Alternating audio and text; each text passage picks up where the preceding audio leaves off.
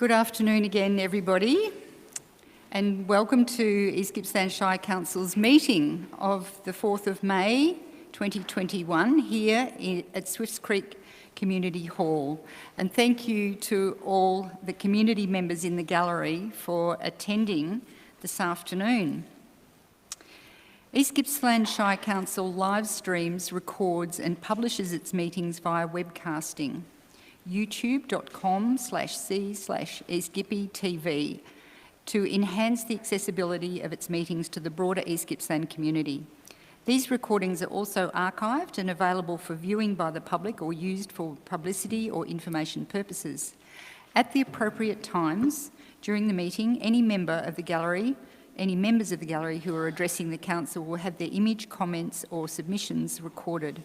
No other person has the right to record council meetings unless approval has been given by the chair.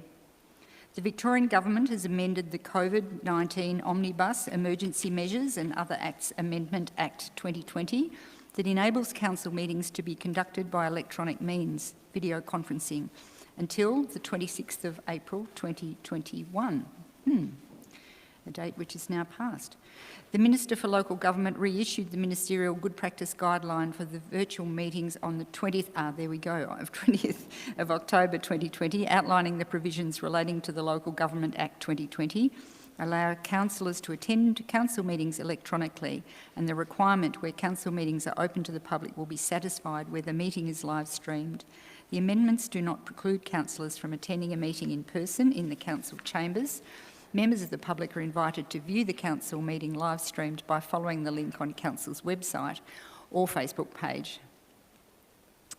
I would like to begin by stating that East Gippsland Shire Council acknowledges the Gunai Kurnai, Monero and the Bidwell people as the traditional custodians of the land that encompass East Gippsland Shire. We pay our respects to all Aboriginal and Torres Strait Islander people living in East Gippsland, their elders past and present. I would also like to acknowledge the presence of the following Rotary Junior Community Award students from the Swifts Creek P12 School in our gallery this afternoon. So we have Raiden Pooley, Xavier Newton, Seth Mills and Jake Donchy. Welcome.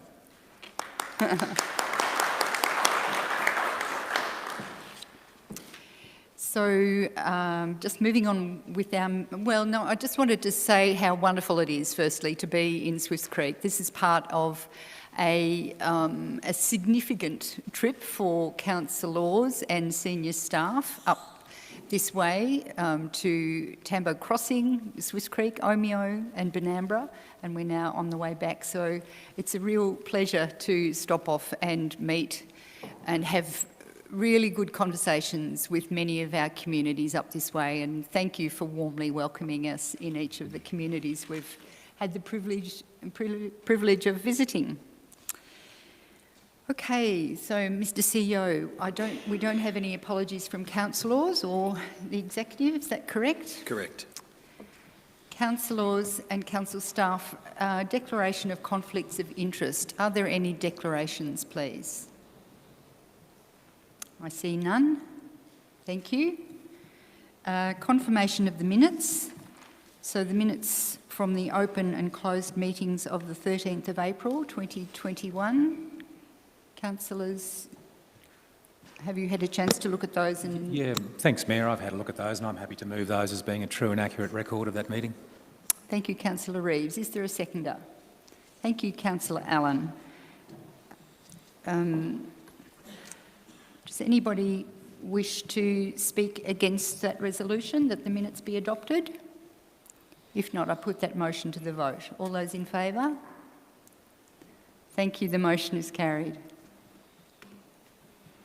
The next meeting of Council will be on the 25th of May 2021 to be held in the Corporate Centre at 273 Main Street, Bearsdale, commencing at 6 p.m. Item 1.6 is requests for leave of absence. Have we received any requests, Mr. CEO? No, we haven't, Mayor. Thank you. Item 1.7 is for the open forum. I don't believe we have any petitions. Nope. Questions of council? Yes, Mayor, I have one question from Stephen and Deborah Crellin, who are in the gallery today. So we could ask them to come up and speak to their question. Thank you.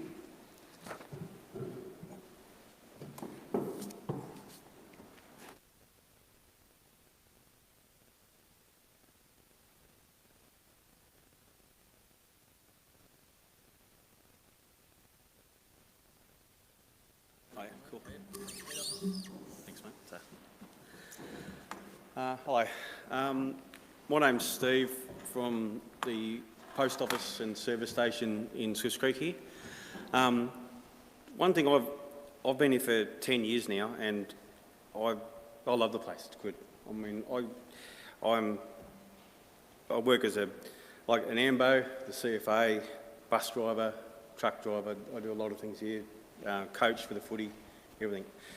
My place is like a meeting place where I get a lot of school children, old people, everything, because it's a post office, because everybody comes from miles away from here, because it can be an hour from a lot of farms that come in. The entrance to my property, or our property, is crushed rock. Every single place from Tambo Crossing to Benambra to Dinner Plain, every business place are all sealed except for my place. You can take a picture, I'll take them for you if you want me to, but it's just, they're all sealed except for mine.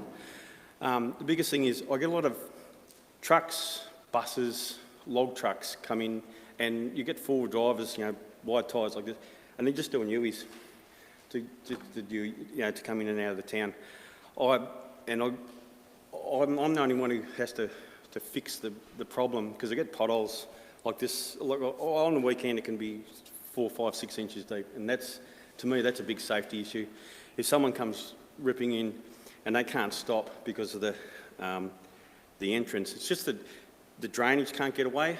And I've contacted the Shire and the Vic roads and all that, and it's not seemed to get anywhere.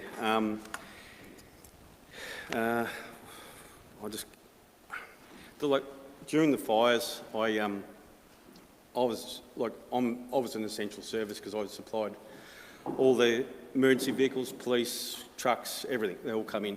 For 2 months straight, I didn't stop, and I was getting pretty buggered. And then on top of that, I'm delivering fuel to Benambra out there, and the Swiss Creek footy ground there. And then on top of that, I have to keep fixing the driveway, because vehicles coming in and out. And after a while, it really gets to you.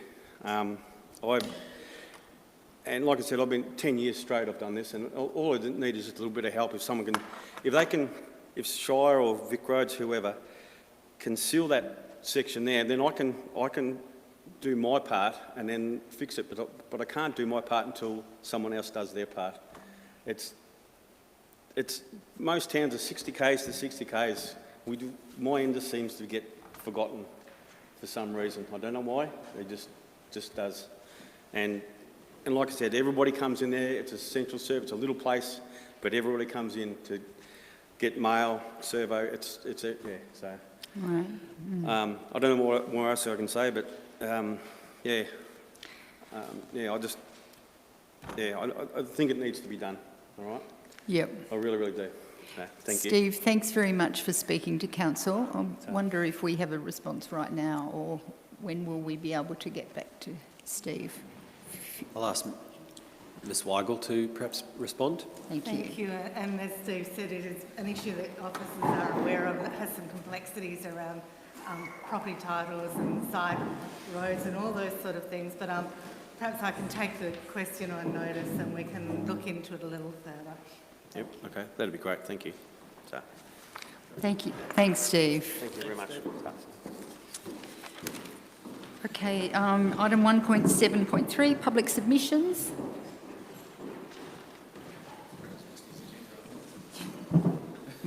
Do we have any public submissions, Mr CEO? Thank you, Mayor. No, we do not. Thank you. Item 2 is notices of motion or rescission, and we have none. Deferred business, item number 3, we have none. Councillor and delegate reports, please, councillors. I'm happy to lead off, Mayor, if you like. Go around this way. Thank you, Councillor Reeves. Well, thanks very much. Good afternoon. It's great to be here. Council and the community is really important. We really, as a council, have agreed that these meetings are something that we value, and the fact that we have so many community members here this afternoon is testament to that. The last time I was here in this hall with a council-organised community meeting, it was a public consultation meeting, and we were challenged by the acoustics then, and I think we're going to be challenged by the acoustics now. So I hope you can hear at the back, and if there's any... Is that okay there? Right. It's a very echoey hall. But community members, councillors, thanks for the opportunity to be here. I'd really like to acknowledge the community members for being here, and especially those young Rotarians up the back there. And those young people, this I hope is a great start for a journey in leadership for you, and the community looks up to young people like you on these leadership journeys. Very important. I'd also like to acknowledge the communities of Tambo Crossing, Swifts Creek, Omeo, Glen Valley and Benambra for being so open and honest with their representations to us over the last 2 days. It's very important for us to hear those stories and to understand what's happening. I do, councillors, sense an ongoing element of the community being affected and fatigued by the impacts that we have endured over the last 18 months. And I just want to make that point that as a councillor group, I think that's something we've taken away. And my heart reaches out to many people who have been so affected. But on the upside, after a busy month, I want to dwell on one particular event that I attended last week at Orbost, and that was the Future of Orbost project. This is really something that is quite upbeat and very encouraging. It's a collaboration between the Chamber at Orbost, the Latrobe Valley Authority, and it's focused on the timber transition funding. It was upbeat, it was positive, future-focused, and we heard from Steve and Sally from Gippsland, Jersey. Some of you might purchase their milk, and we value their work. They employ 12 people in that start-up business down there in Lakes Entrance. We also heard from Al Steele, and I take my hat off to Al, another dairy farmer in that industry, who's installed 4 robotic milkers there on the Marlow Road out of Orbost. And what it appeared to me, it gives us pause for thought about councillors and community members, that the new occupations and opportunities in our region are changing. It's really this notion of timber transition to new occupations really came home to us, I think, who were at that meeting on Thursday night. And it made me recognise, and us, I think, consider that it's not so much a job shortage in our region, but a skills shortage. And I think that that's something that we need to take on board as councillors. So we've got a critical role as enablers and to sort of coalesce these critical stakeholders in future. And stakeholders, well, it's the likes of Latrobe Valley Authority to make sure that that timber transition money goes to the place of greatest need. It doesn't disappear into other timber towns closer to Melbourne, where there may be some politics involved, but it goes to places like Orbost. It goes to places like Swifts Creek in future. And we need to engage with our BTAs, our innovative businesses, our education providers to make sure that they're training those young leaders into those future occupations ahead. And we also need to advocate to our state and federal members, peak statutory authorities, among others. So, councillors, that's a quick summary of, I thought, what was a very exciting and innovative meeting, and thanks for the opportunity to share that with you. Thanks, Councillor Reeves. Councillor Allen? Thanks, Mayor Mindy. I just would mention a couple of things that stood out over the last period since our last council meeting. First of which was the announcement of funding for the Bullock Island project that the Minister for Agriculture, Marianne Thompson, made at Bullock Island, which I attended along with Mayor Mendy, and it was great to see the enthusiasm the Minister had for that project. I endorse Mark's words about the event that we had at Orbost last Thursday night. That was, great to see the enthusiasm in the community. And another thing I think that was very worthy of mention was the opening of the Waiwera Bridge on last Friday evening in a beautiful autumn day, but to see that community all come together, I think we had a whole lot of them and a couple of stray dogs as well, that just were so appreciative of the work that council has done to get that bridge back into place. And the other thing of note I think that we should mention is that last Saturday there was the Paynesville to Lakes Entrance paddle race, and the third place getter who gets the bronze medal was none other than our own Stuart McConnell. Oh. And We're glad he made landfall. oh, yeah, that's right. Good on you, Arthur. That's great. Terrific, awesome. Thank you, Councillor Allen. Councillor Van Tigel. Congratulations, Stuart, and thank you everybody for coming here today and allowing us to come to your community over the last few days.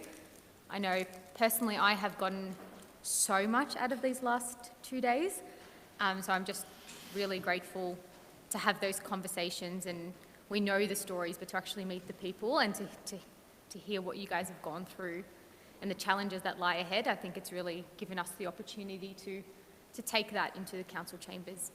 I've been attending a lot of things over the last 2 weeks actually, but a lot of the things, we've attended as a group. So I'm probably going to go over just a couple of the things that I've attended on my own, including the YACFIC Youth Activators Program, which I was invited to on the 17th of April. So for those of you who don't know what YACFIC is, it stands for the Youth Affairs Council of Victoria. And they had a program called the Youth Activators Program, which was funded by the RSPCA and had given the opportunity to a number of young people across Victoria to be part of creating an advocacy campaign for the environment, or with the theme of animals after the bushfires.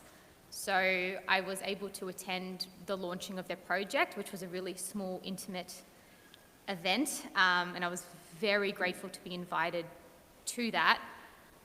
We had 2 people from East Gippsland on that, so I think there was, in the end, 5 young people, and I believe Orbost had 11 students as well in a class focus on that program. But so there was 2 youth activators as well. One, Chris from Club Terrace. She wanted to educate young people on permaculture, and I think it'd be awesome to continue to support her in her endeavours. As well as Willow from Bearsdale, who created a project on ethical adoption of puppies, especially during COVID. So I guess I just want to draw attention to the fact that our community doesn't often get those opportunities for young people to be change makers. We do have the Youth Ambassador Committee, the Freezer. There's a bunch of things that exist locally, but I would say that we don't often see that state funding come to us. So it was really nice to see young people take part in a project in their community that they were really passionate about. So I would love to see if we can continue that relationship with YACFIC. They do it annually. So to see if any young people, we could support them to take part in a project like that. And then, yeah, because I attended a lot of things, but I also just wanted to mention, I went to the Buchan Anzac Day dawn service. And I went the night before and I had a chance to talk to the publican about a few of the challenges that they're facing in their community. Wasn't just talking about the issues, trying to see what the highlights have been, but there's also been a mention that it's really great that we as a council, or even people on the higher levels, are trying to have tourists come to these areas. But it was just a really interesting conversation that at the moment they're struggling to keep up with the amount of people coming through. They don't have enough staff to support the number of people coming through. And I don't know what we can do about it, but it was an interesting observation that they are struggling to keep up with the internal tourism that's now happening within our regional areas. So not really sure how to progress with that, but I did find that an interesting comment. So yeah, a few other things I've attended, but I'll let other councillors speak to that. Thank you. Thank you, Councillor Van Tigel. Councillor Buckley, please. G'day everyone. I'll talk to the meeting that I had this morning because it's fresh in my mind.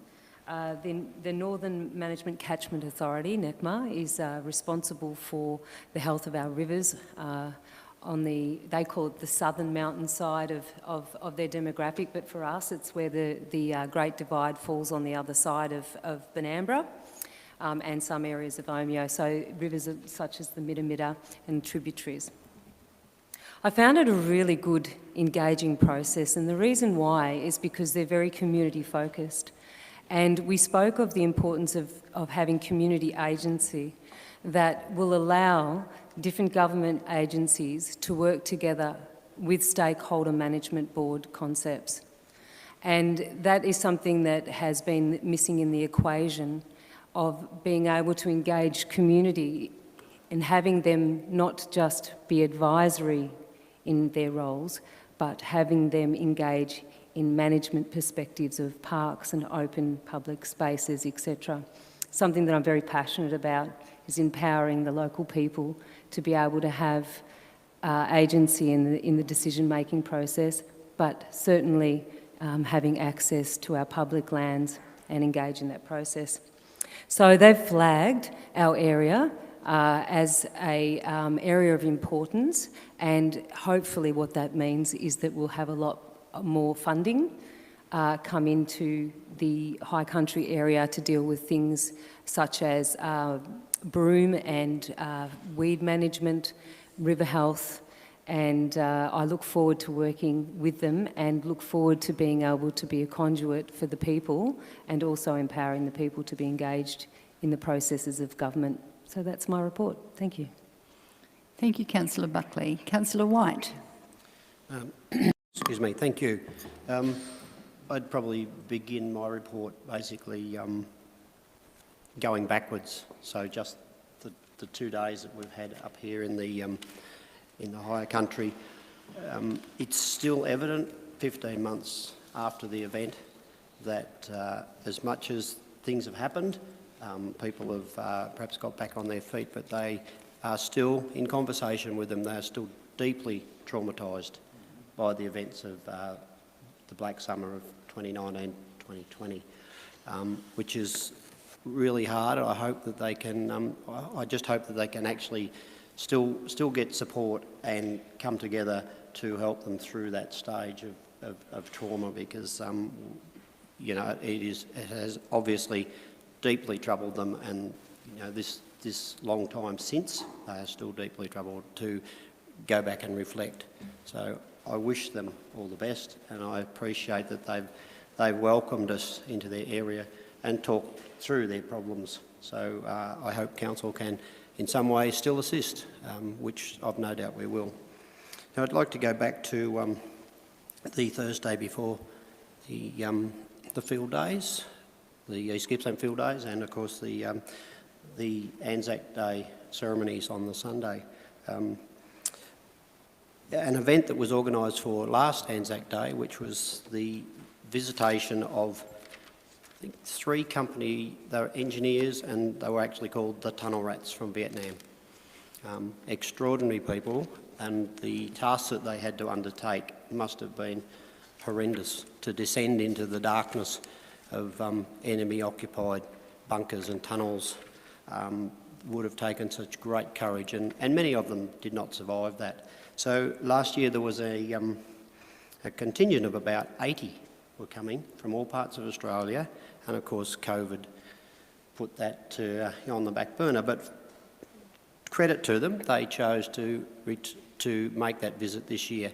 Unfortunately, there were only about 40, because many of them were still terribly worried that if they left to Western Australia or Queensland, they may not be able to go back, and it was vindicated by the lockdown straight afterwards. So, but those people were welcomed to Bearsdale.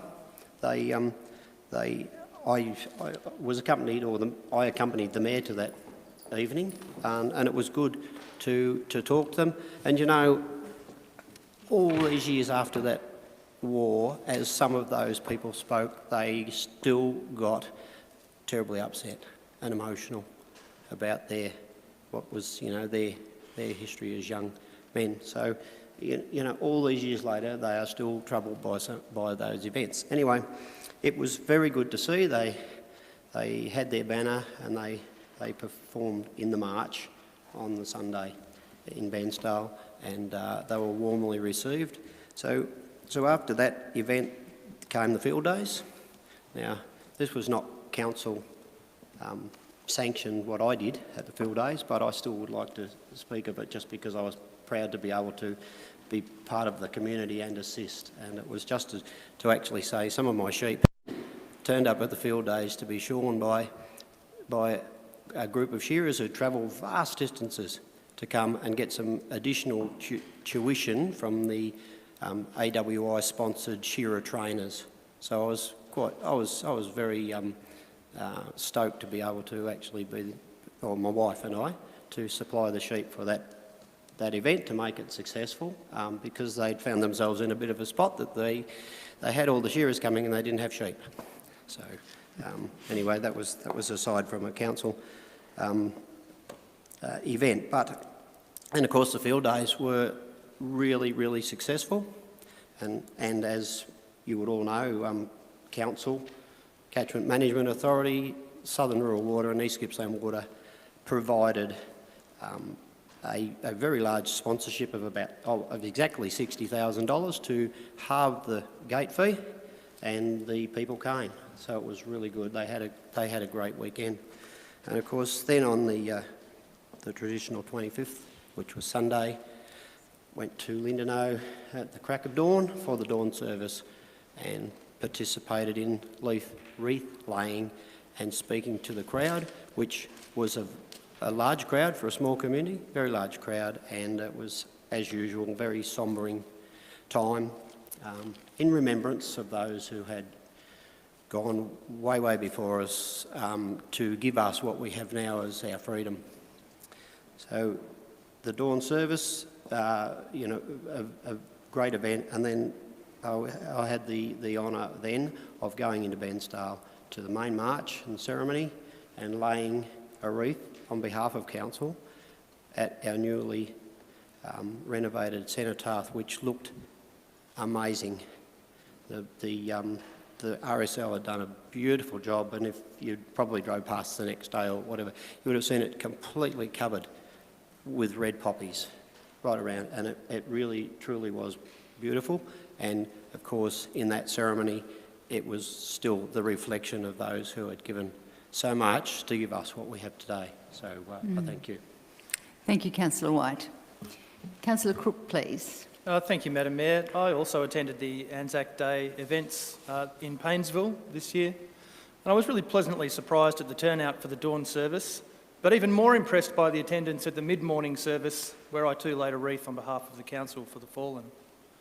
I must say, however, I did notice a distinct lack of recognition for the contribution made by Indigenous soldiers, who, like all other Anzacs, gave so much in the name of freedom, fighting for this great country of ours, at a time before they were even afforded the vote, or in fact rightly acknowledged as the first Australians. I had the great pleasure of attending the Looking to the Future forum in Orbost, for the Orbost district, along with Mark and several other councillors as well. It was, I'll say, a really great meeting. I lived in Orbost some time ago, and I was a little bit apprehensive about how the timber transition would be received by the Orbost community. But look, if even half of the ideas coming through this forum come to fruition, then I think the future for Orbost is really looking quite bright, and dare I say, I left that meeting feeling inspired.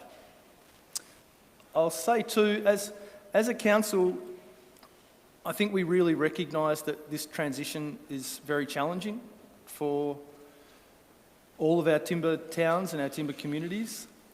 And while the decision to end the native forest industry, as we know it, essentially isn't our council's to make, I can assure you all here in Swifts Creek today, in Orbost also and other towns alike, that our council will continue to do all it can to make sure that our communities are getting the best possible deal out of these circumstances, and that at the end of the day, nobody gets left behind.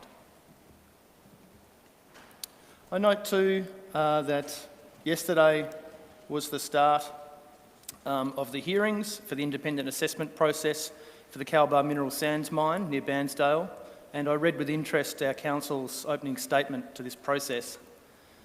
It seems very apparent and, dare I say, unfortunate that Cowbar remain clearly lacking in their capacity to adequately define the project and or engage to the extent required with its various risks to water, land, human health, cultural heritage, the proposed planning scheme amendments and the compulsory acquisition of farmers' land, among various other issues. Cowbar do seem unable to define how these risks will be managed, provide sufficient details to allow our concerns, or assure us that the future economic and environmental prosperity of our region will not be irreversibly compromised by their proposed project. I guess Cowbar's inexperience in the development of such projects is really starting to show. But in stark contrast, our representation in this forum seems nothing short of well-considered and comprehensive. And councillors, I really urge you to, if you haven't, to read our representatives' opening statements. They are authoritative, clear, well-reasoned, and something that we have good reason to be proud of. We, as a council, I don't believe are anti-mining, not at all. But we are most certainly pro-community. And until this project can adequately demonstrate that it will not damage our existing local jobs, our economy and our environment, I fail to see how it will get the approvals that it currently seeks. I'll say too, my sincere thanks goes to our staff, Jodie and Nicole especially, and no doubt others, for managing the difficult and I think unfair demands that this project has forced upon our council. Thank you. Thank you, Councillor Crook. Councillor Greeson. Hi everyone, and thank you very much for coming to this meeting. I've been on leave for 3 weeks and I had a wonderful time. Councillor Greeson, I wonder if you could just speak it a little bit closer. Sorry. Thank you. I've been on leave for 3 weeks and I had a great time and didn't attend anything, so I've got nothing to report except for the last 2 days, which I've valued very, very much, and the trip to Swifts Creek and Omeo and Benambra and the people we've spoken to and listened to. And I just want to say that, you know, we've heard a great deal about the strengths of these towns and the people who live in them, but also about how weary people are and about, you know, after so many years of stress with drought, fires, and followed up by COVID and the closures that happened as a result of that. We've heard from people who've taken on multiple responsibilities in these towns, like Steve, and I do thank you for daring to stand up. You know, this was a question without notice, so, and I suggested he might like to talk, but just Steve and his wife, who run the post office here in the fuel station and who work at the local bush nursing clinic and support the football club and community ambulance, etc. And it's people like this and your commitment to your communities that are so inspirational. And I really hope that the Bushfire Recovery Program can support you and provide a response to your needs and strengthen you for the future. And I also encourage you to write to us, councillors, to tell us what your issues are and to see how much we can provide you with support too. So thank you.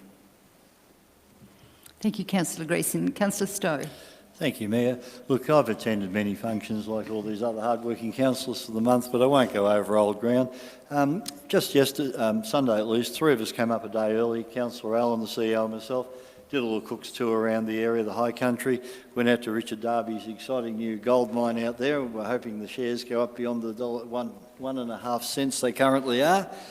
Went up to Innisfail, spoke to Alan Smith at his property, had a look at various other projects, the Bundarra Road, Glen Wills, had a good look around, talked to people.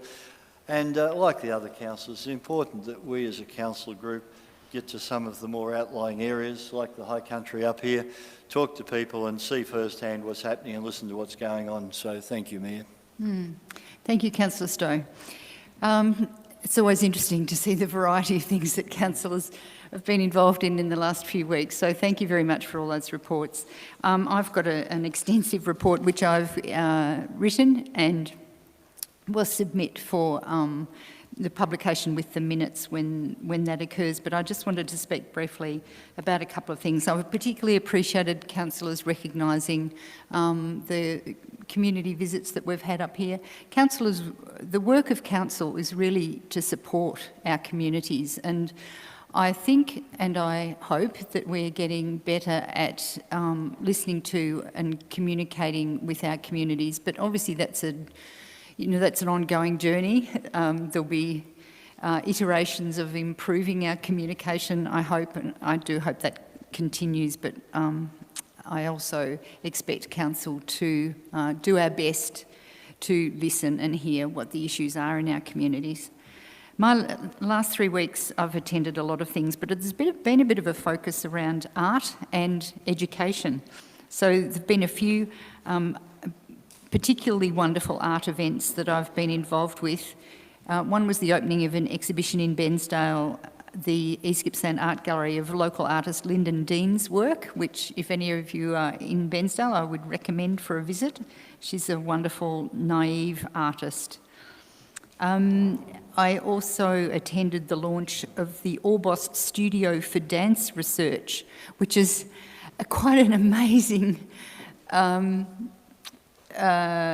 innovative dance program to have landed in Orbost. So this is Ros Crisp and her partner Andrew, who settled back in Orbost, and they're starting up a dance studio, and they will welcome artists in residence to their small studio, but use a lot of technology too in the way they teach and engage in dance, which is a fantastic innovation for Orbost, and we really look forward to seeing where that goes.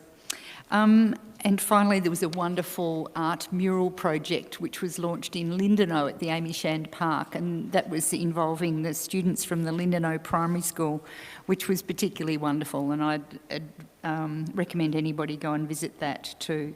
And in terms of education, the CEO and I were guests to the Board of Management and executive meeting of TAFE recently, and it's really I think provides a lot of opportunity to have developed these relationships and connections with the TAFE and Federation Uni and so on, to explore what opportunities can be made available for people in East Gippsland. So I really appreciate those opportunities.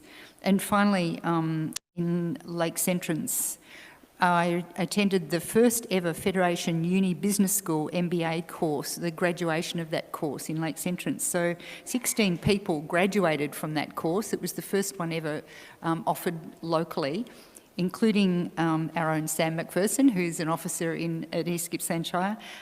Fantastic stories of people with young families going through that course, which must have been incredibly demanding. There were mature age students there as well. I have to acknowledge former councillor and Mayor Joe Rotino for being instrumental in getting that course up and running with Fed Uni. Hopefully there will be more opportunities in the future for that to happen. Okay, thank you for all those reports once again, councillors. We'll now move on.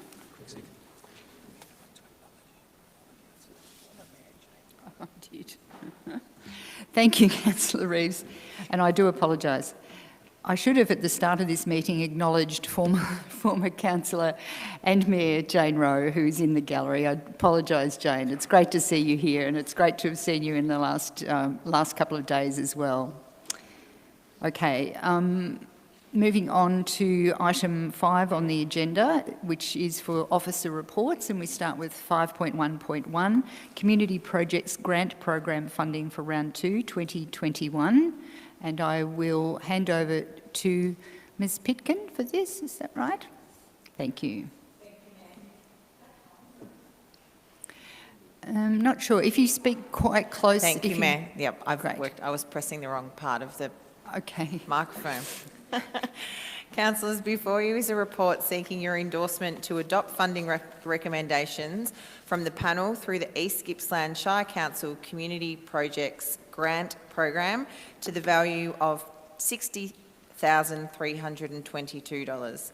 The East Gippsland Shire Council's Community Projects Grant Program provides funding opportunities for East Gippsland-based community groups and organisations in a manner that is open, transparent and accountable. Through this program, Council supports a wide range of projects that strengthen our communities, encourage environmental sustainability, social connection, health, wellbeing and social inclusion, as well as cultural diversity. All funding is provided on a matched dollar-for-dollar basis. There are 2 funding rounds each financial year.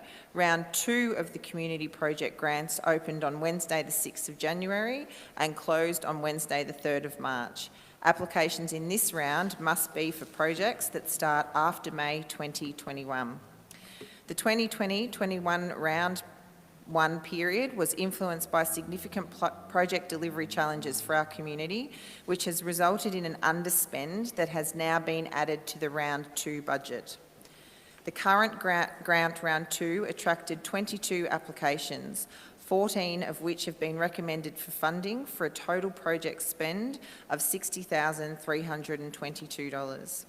Applications that were not recommended for funding due to ineligibility or other reasons will be contacted and supported to further develop their projects in order to access future funding rounds or access other funding opportunities.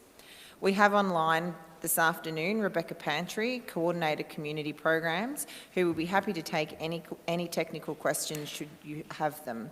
The report is presented for your consideration. Thank you, Mayor. Thank you, Ms Pitkin. And welcome back. Can you hear us? Thank you. Great. Yes, thank you. Excellent. Councillors, are there any questions? Councillor Crook. Thanks, Jodie, and hi, Rebecca. I'm just wondering how well subscribed this grant round was. I know it's quite often the case that there are more applications than we're able to fund. Was that the case this time? Yes. So there was 8 that weren't funded. However, that's been in line with previous rounds. Due to COVID and the type of projects that can be supported, the lack of certainty around community events and being able to run community events, that has been less than previous years. Okay, thank you. Thank you. Councillors, any other questions? Councillor Greason. Rebecca, I was wondering, I note that a lot of the grants are not getting what they applied for due to the amount of funding and obviously the attempt to fund as many as possible. I'm assuming that what is being offered will enable their events or activities to continue? Councillor Greason, all the projects that have been recommended, the 14 projects, are getting the amount requested. So potentially the total project is the outlay of what the community benefit is, rather than what the project costs. Is that so? Can I just clarify, Beck, please? So this is the project applicants need to provide one-on-one funding. Yes. Is that correct? Yes. So okay. 50%, half of their contribution can be in kind. Thank you very much. Great. Thank you. Are there any further questions, councillors? If not, there is a recommendation in front of you. Councillor White, you wanted to move the motion? I was just going to give a late question. Can I put my hand up? Oh, a question, certainly, yes. Yeah, to Rebecca. Yes, I'm looking down the list here and they're about 50%, except for the Malakuta Gun Club, which is their project's $25,000 and we're supporting them by $5,000. So have they managed to get additional funding from somewhere else to complete that project? Yes. Yes. So council's contribution is a small part of the overall project in that space. Okay. Thank you, Councillor White. So, councillors, are you happy to pass the motion? I think Councillor Crook would like to move the motion. Do I have a seconder? Thank you, Councillor Stowe. Would you like to speak to the motion, Councillor Crook? Oh, sure, just briefly. Thank you, Madam Mayor.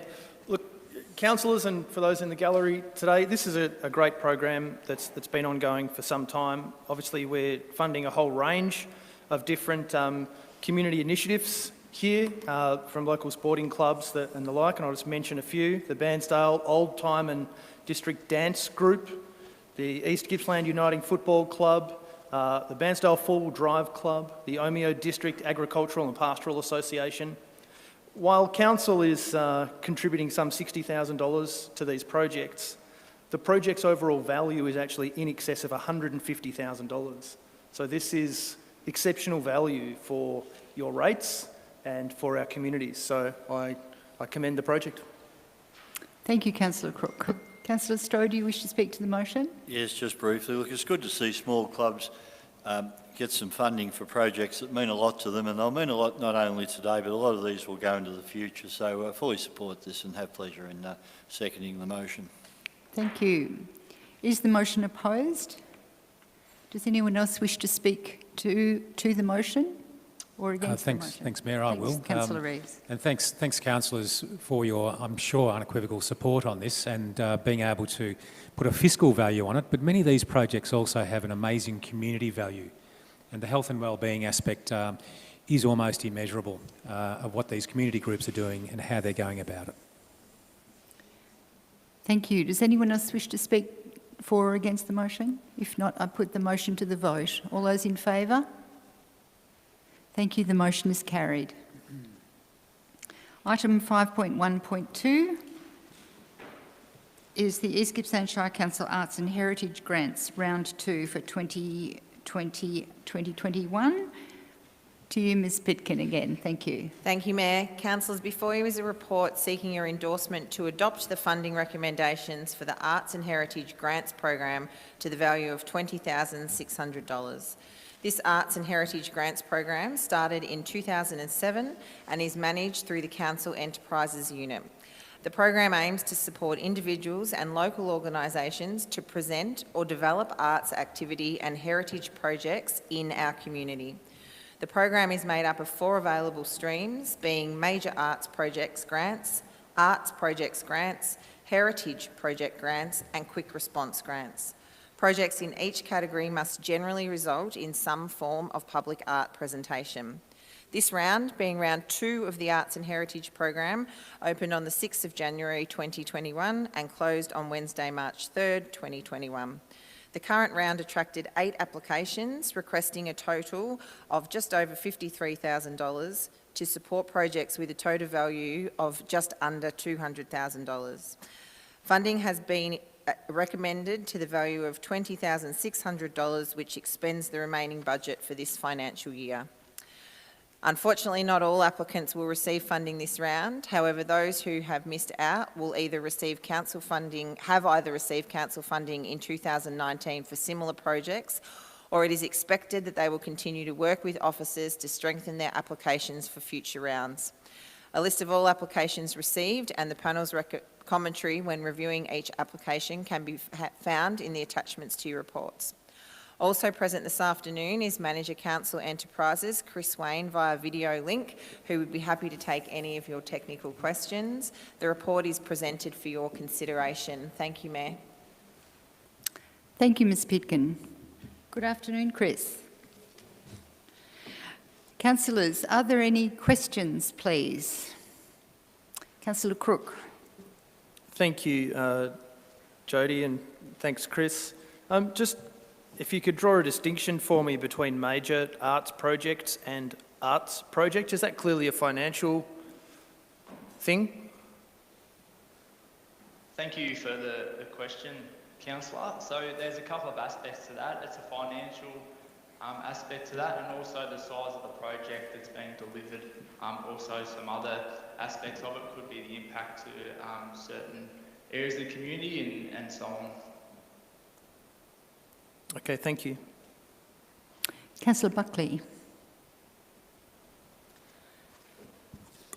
Can you explain to me how it is the funding is allocated for these types of grants and how we can make more money available for the arts?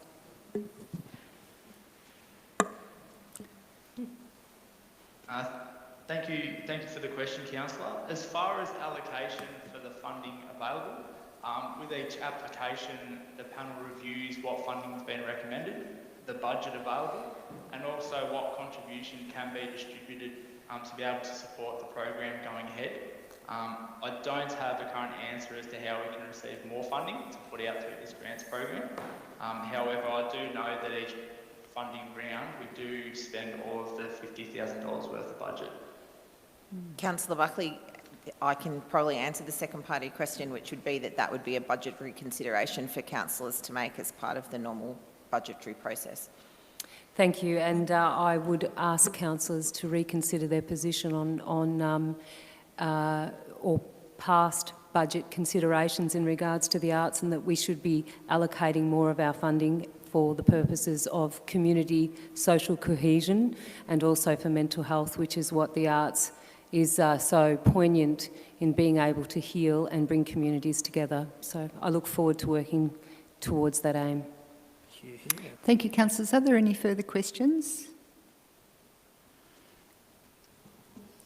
If not, there is a recommendation in front of you. Do I have a motion? Councillor Allen, thank you. And a seconder for Councillor Buckley. Councillor Allen, would you like to speak to the motion? Thank you, Mayor Mindy.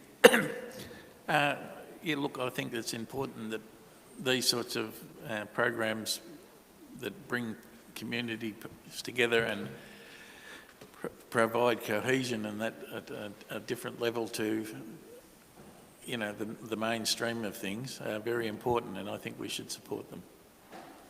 Yes, terrific. Thank you. Councillor Buckley.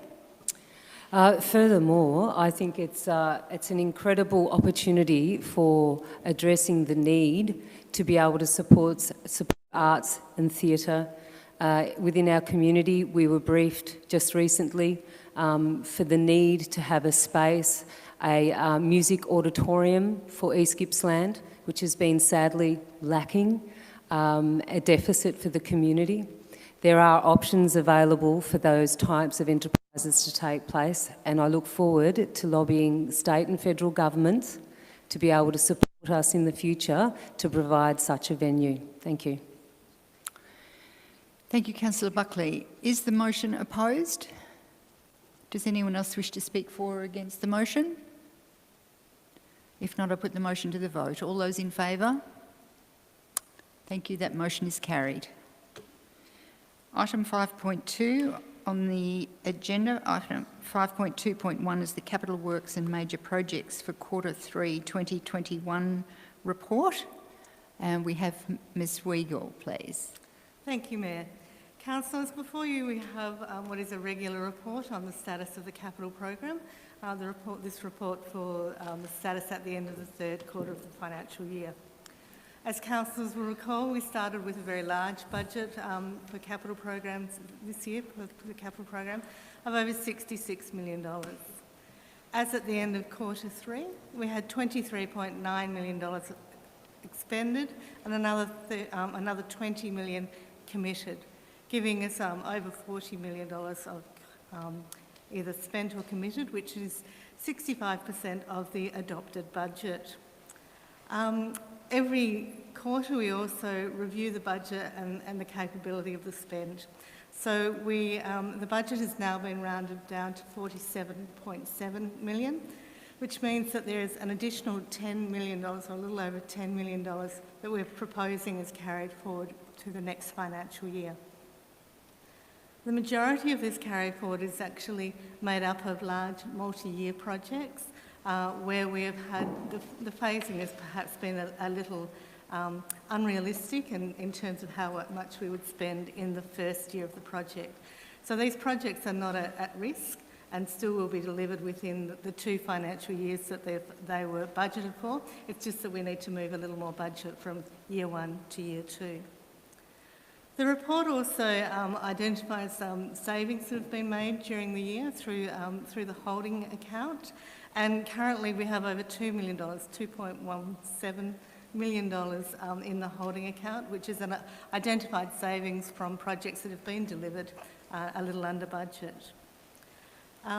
We also provide you within this report the status of all of the projects, of which you can see 24% are complete, 59% are on track, 7% are either on hold or have been rolled into other larger projects and therefore are identified as cancelled, and 10% are behind schedule. For the first time within the report, we've provided some additional information that councillors requested that shows the breakup of the budget by whether the project is a new project, an upgrade project or a renewal project.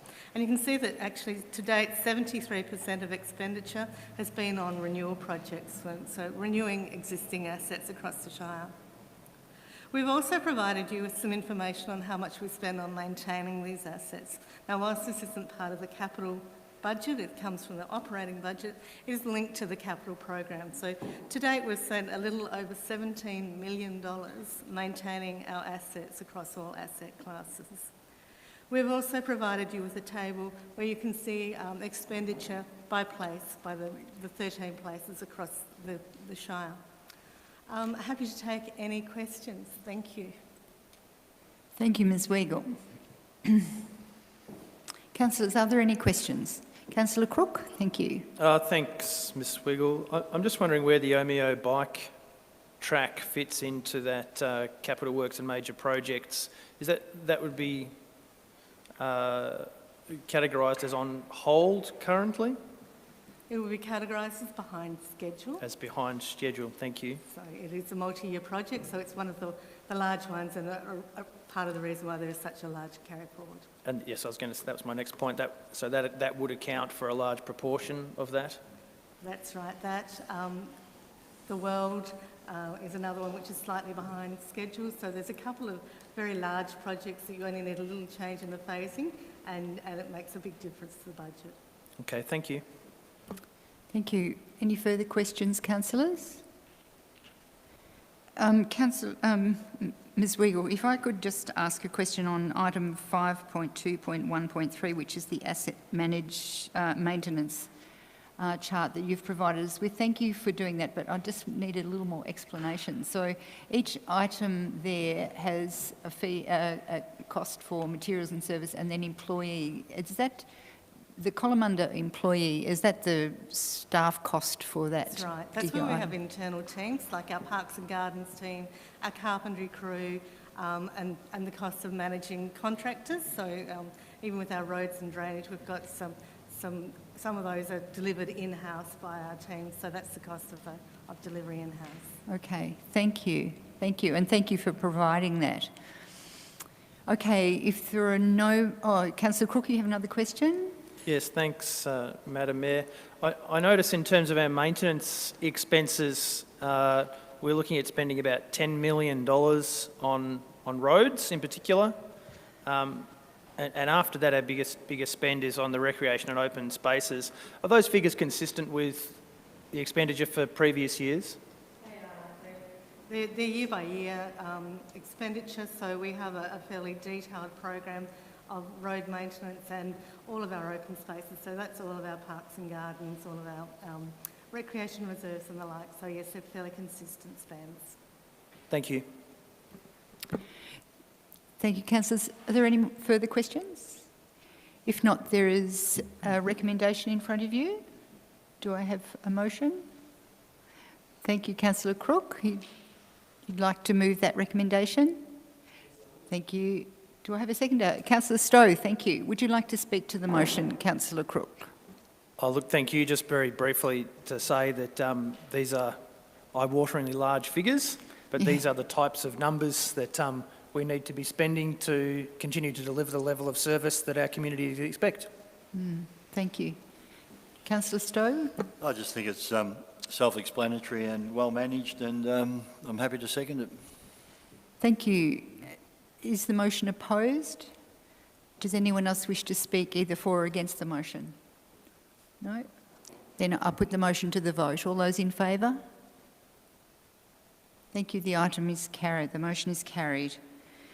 Item 5.2.2 on the agenda is the planning permit application 61-2020/P, two-lot subdivision variation of a restrictive covenant for 9 the Billabong Meetung.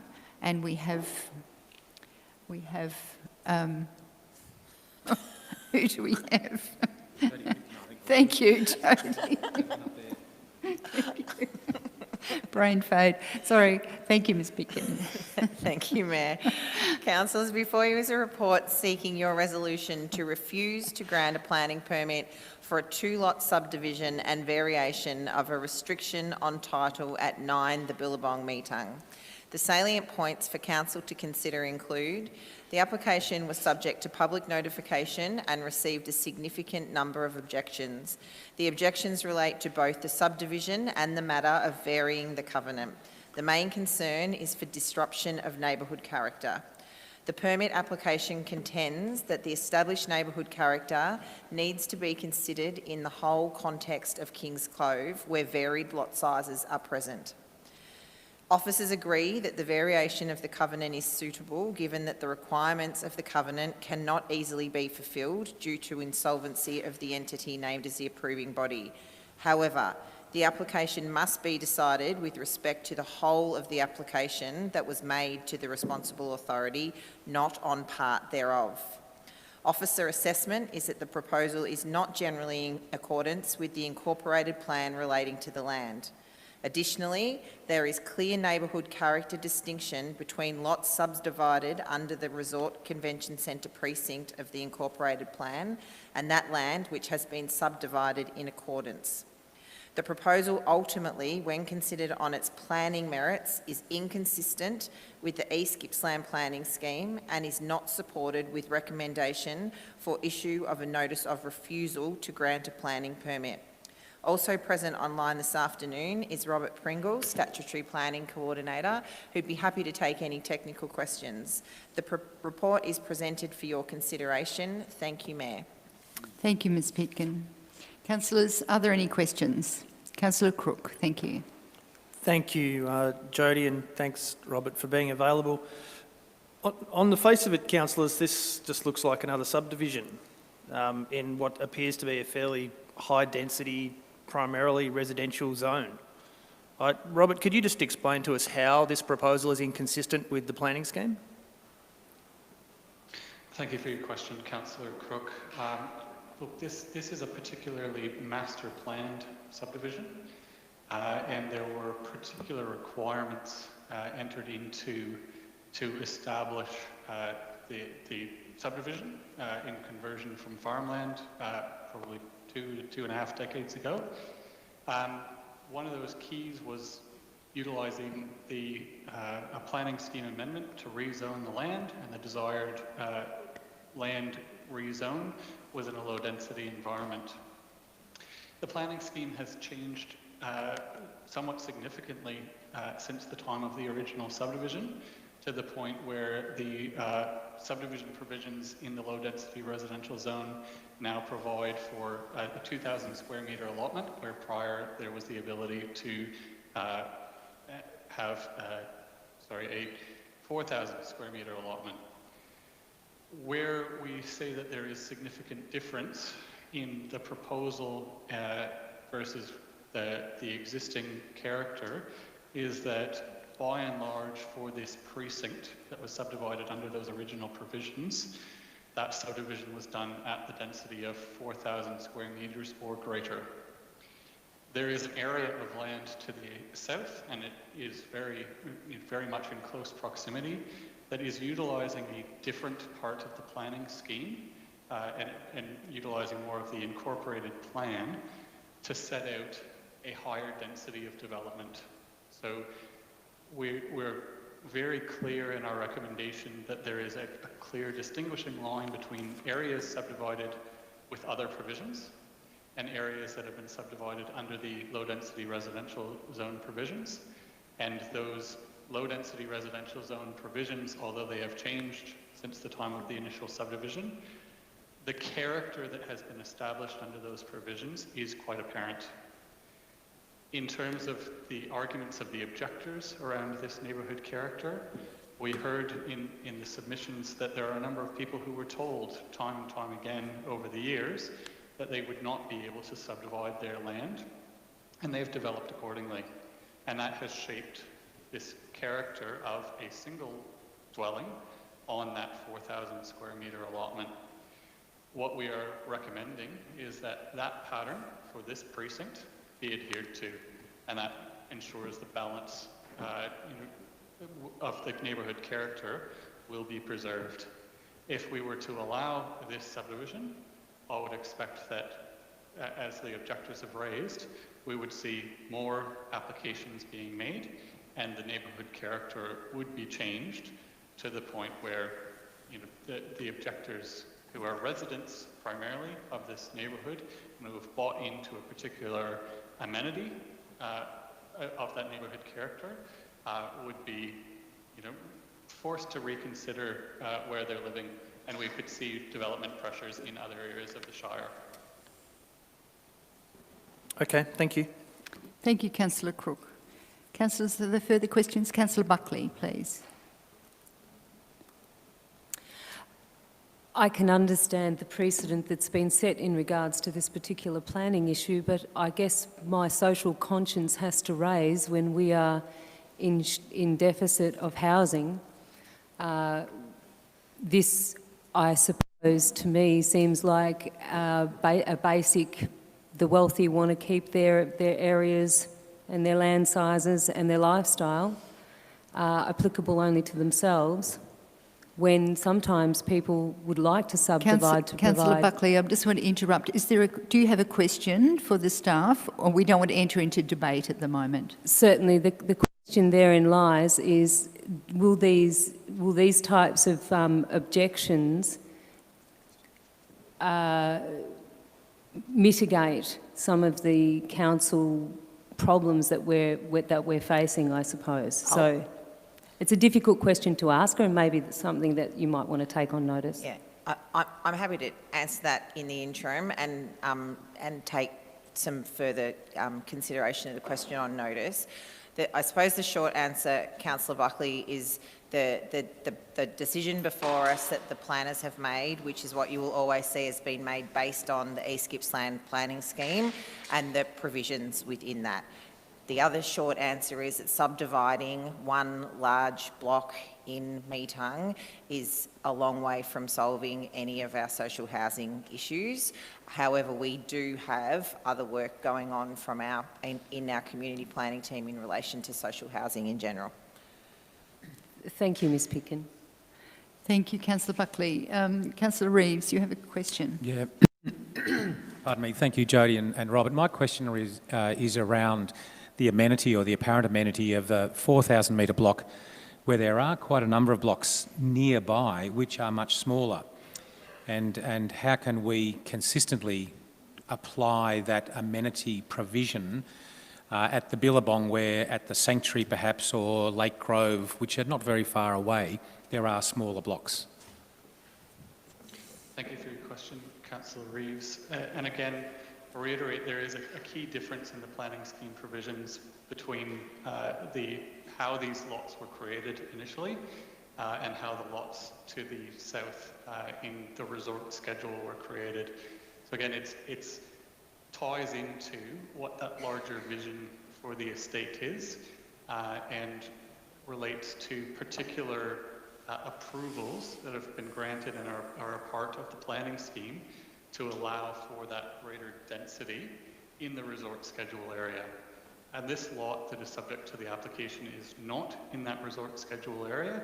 It had been part of a different schedule, which was for the golf course development initially, and for whatever reason there was an amendment made to the planning scheme in 2000 that sought to rely more on this low density residential zone provision. So we recognise that yes, there is lots in close proximity that are at a different density, and that presents its own character.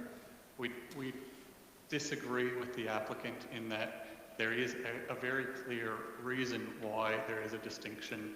There's a distinguishing line, because there are different controls which are in play in our decision-making process. Yeah, thank you for that explanation. I appreciate it. Thank you, Councillor Reeves. Councillors, are there any further questions? Councillor Van Diggel.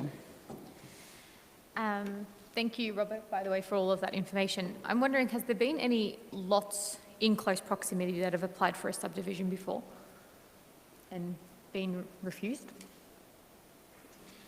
Did you hear that? Sorry. Yeah, sorry. Thank you for your question, Councillor Van Diggel. In terms of applications and refusals, I would suggest that there have been none.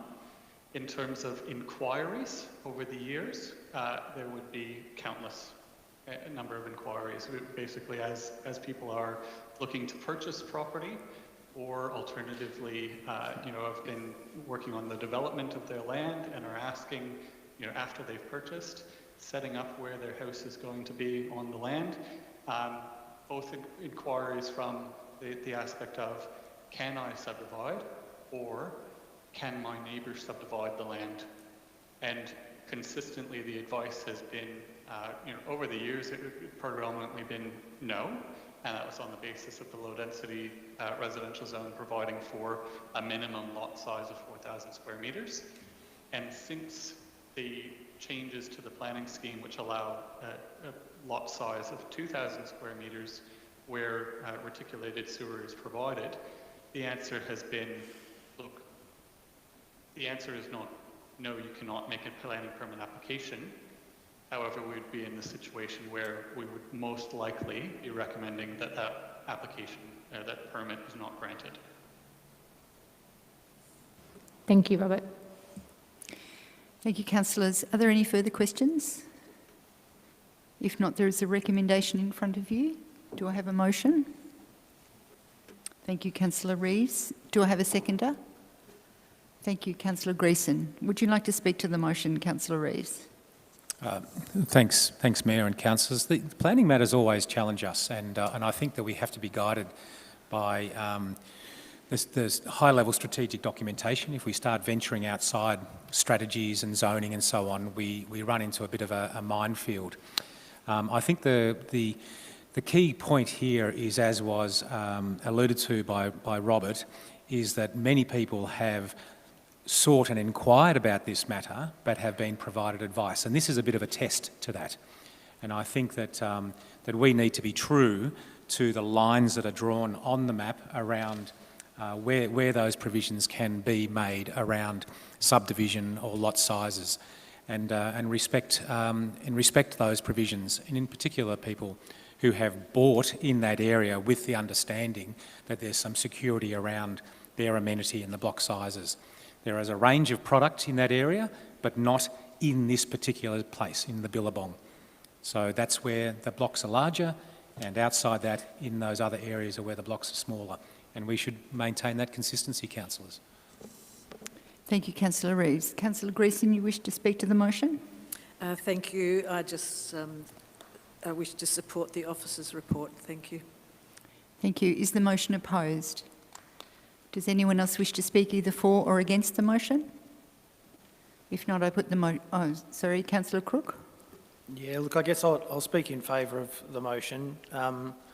It is difficult when you're considering these matters when, just down the road there's much smaller block sizes, and yet here we have much larger block sizes we're looking to preserve.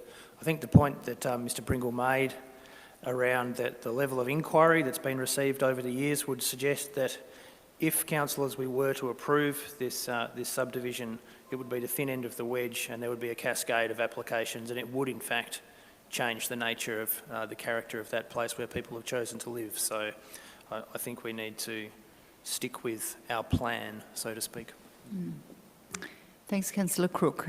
Does anybody else wish to speak for or against the motion? If not, I put the motion to the vote. All those in favour? Thank you. The motion is carried. Item 5.3 on our agenda around good governance. Item 5.3.1 is the Council Special Charge Scheme Policy Update. And we have Mr McConnell, please, to present. Thank you, Mayor. This report recommends the adoption of a revised special charge scheme policy.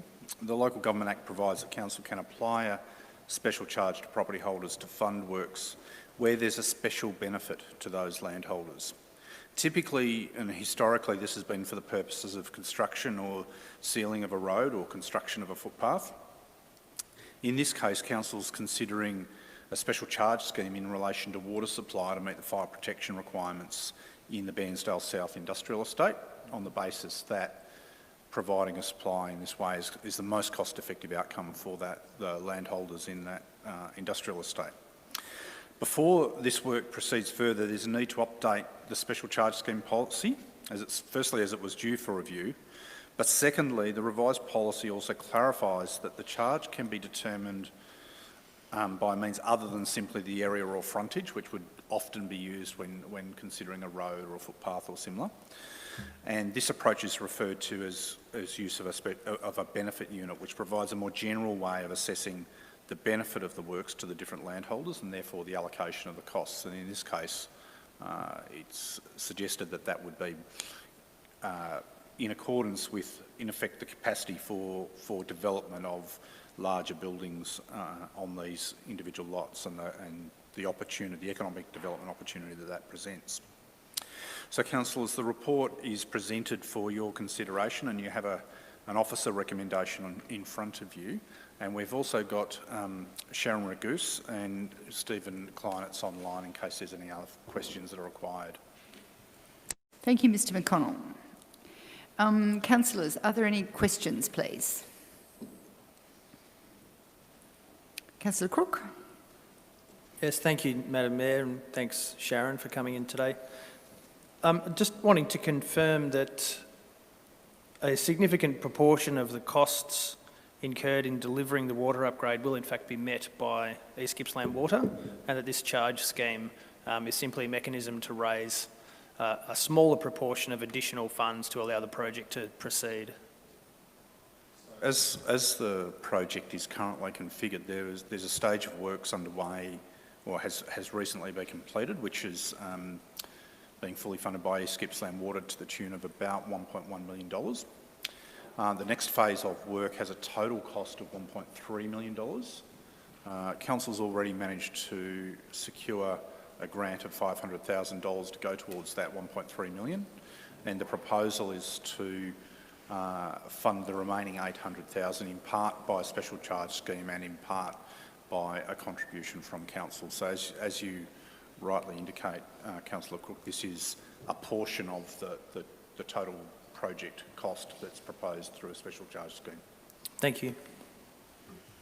Thank you, Councillor Crook. Are there any further questions, councillors? Mr McConnell, could I just ask, just to check in with the level of consultation that's been carried out in the industrial estate? This won't be a surprise to the people there? No. So firstly, the matter before you, Mayor, relates to the update of the policy. Yeah. And there hasn't been explicit consultation in relation to the update of the policy, but we have been through a first round of consultation with landholders in the industrial estate, including a mail out to potentially affected landholders, drop-in sessions and the like, to gauge the general interest of the landholders in that area to participate in a scheme, and we will at a future meeting bring back a recommendation including the results of that consultation for councillors to consider. But at this stage, it's fair to say there has been firstly, the issue has been long-standing, so it is well known to many members or many people in the estate. But secondly, that council is seeking to progress the matter now should come as no surprise given the consultation that's been done to date. Thank you, Mr McConnell. Are there further questions, councillors? Thank you, Councillor Reeves. I think I was very enthusiastic there on the microphone and shot the end of it off. Stuart, my question is just to help us as councillors and anybody viewing, because we seem to have lost our local audience. Can you give an example of when a charge scheme was applied and the benefit to that particular setting, or maybe one of the other officers whose memory stretches back further? So I don't have the particular example in an East Gippsland context, but the very typical example of it would be where residents in the street are interested in, for example, getting a footpath installed when there isn't one currently that wasn't put in at the time of subdivision. And very typically that's the sort of thing where a special charge would be used if the benefit is there for those particular residents to install that piece of infrastructure. Ms Weigel might have an awareness of a particular example in East Gippsland, but that's the very typical kind of application of a special charge scheme. Yeah, thanks, Stuart. Is there something more local, Fiona, that you can recall? It's as Mr McConnell has said, we've applied it in the past as part of our urban road improvement program. So where there was a road that was not due for upgrade on our asset because of the asset condition, but there was a desire by those that lived on the road to have the road upgraded, we would use this policy. So hasn't been used for a number of years in that way, but that's how it was applied in the past.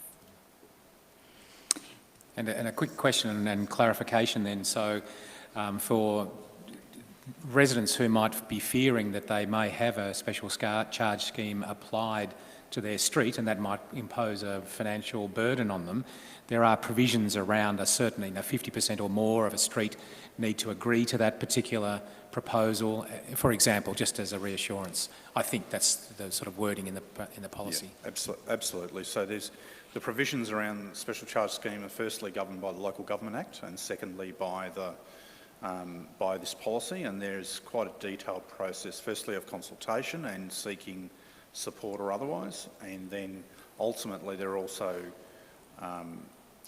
it depends on then a council decision, and ultimately landholders have certain rights to seek review at VCAT. Councillor White, you have a question? Just in relation to significant special charge schemes, one that comes to mind, but just correct me if I'm wrong, the Tambo Bluff estate was a significant special charge scheme, which is, I think, still going. Thank you, Councillor. That's a beautiful example of it. Yes, it was for the sealing of all the road network through Tambo Bluff, and it's probably one of them. We haven't, as we've said, we haven't used it for some time, and if we use it in the future, we would go through the process of consultation as outlined in the policy and outlined under the Act. Thank you. Thank you. Councillors, any further questions? If not, there is a recommendation in front of you. Councillor White, you'd like to move the recommendation? And a seconder, Councillor Stowe. Thank you. Councillor White, would you like to speak to the motion? Thank you, Mayor. I certainly would. This has been ongoing for a long, long time. It is not laying blame anywhere, but there was a significant underdevelopment in respect to the water that was available to that estate, and it has come at a cost to many of those who purchased in that area in the development of their businesses, the size of their buildings. This outcome will be tremendous for that zone because it will allow. I'm thinking that the special charge scheme would be embraced, particularly as anyone who wanted to build on those blocks over the period of time to build a larger factory had to supply their own water at a much more significant cost to what this special charge scheme will give them. And I think what it will do, it's going to certainly enhance the area, and it will create more opportunity to develop and more businesses and more jobs. So I think it's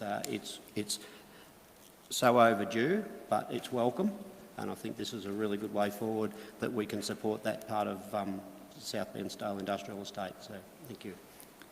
Thank you, Councillor White. Councillor Stowe? Yes, look, Councillor White summed it up very well, actually. I've had a lot to do with the estate in recent times, visited many of the owners with staff and without staff. It's an unusual circumstance in as much as you've got owners of premises up there embracing the idea of paying money. They want to pay it. As John quite rightly pointed out, it's going to save them money in the long term. At the moment, it's holding back investments, holding back jobs. It's a credit to our current staff too, because this matter has been going on for a long time, but there's been a real willingness and endeavour to resolve this issue since I've become involved in council, and I think immediately before that. And it is a credit to our staff that they've got this matter resolved after it being a protracted matter for something like 10 years. So I highly recommend that we vote in favour of it. Thank you. So we have a mover and a seconder. Is the motion opposed? Does anyone else wish to speak for or against the motion? Councillor Crook, thank you. Thank you. Look, just to say that in recent times I've visited a number of the businesses up that end of town. There is huge support for this, and I think it's really welcome that there's been a proactive approach and a very cooperative approach taken by our staff and the other people involved.